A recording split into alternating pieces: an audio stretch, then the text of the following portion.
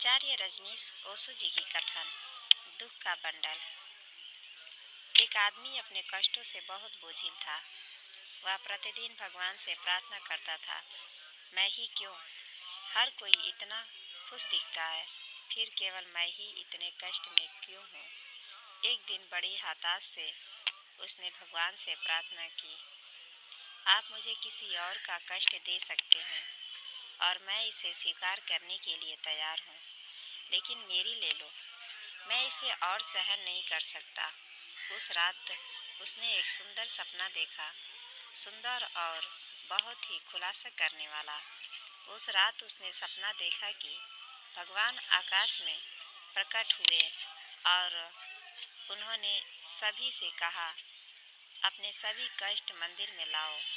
हर कोई उसकी पीड़ा से थक गया था। वास्तव में हर किसी ने कभी न कभी प्रार्थना की है, मैं किसी और की पीड़ा को स्वीकार करने के लिए तैयार हूँ, लेकिन मेरी पीड़ा दूर कर लो, यह बहुत ज़्यादा है, यह असहनीय है। इसलिए हर एक ने अपना कष्ट थैलियों में इकट्ठा किया और वे मंदिर में पहुँचे और वे बहुत प्रसन्न दिख रहे थे। वह दिन आ गया है, उनकी प्रार्थना सुन ली गई है। और यह आदमी भी दौड़कर मंदिर पहुंच गया और फिर भगवान ने कहा, अपने बैग दीवारों के पास रखो। सभी थैलियां दीवारों के पास रख दी गई और फिर भगवान ने घोषणा की, अब आप चुन सकते हैं, कोई भी बैग ले सकता है।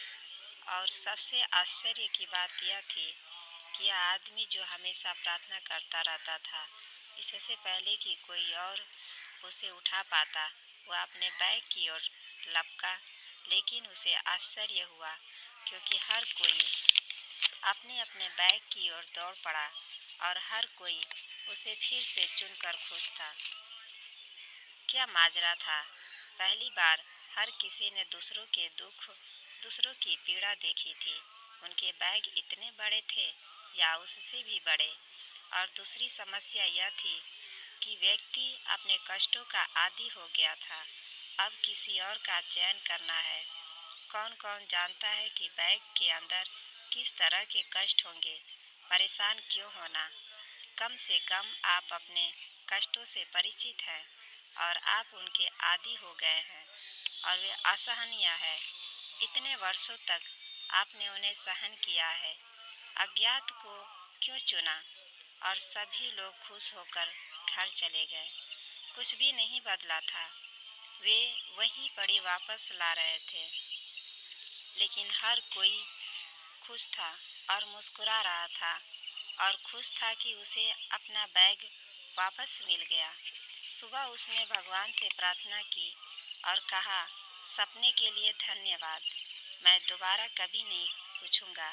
आपने मुझे जो कुछ भी दिया है वह मेरे लिए अच्छा है, मेरे लिए अच्छा ही होगा, इसलिए तुमने इसे मुझे दिया है। धन्यवाद।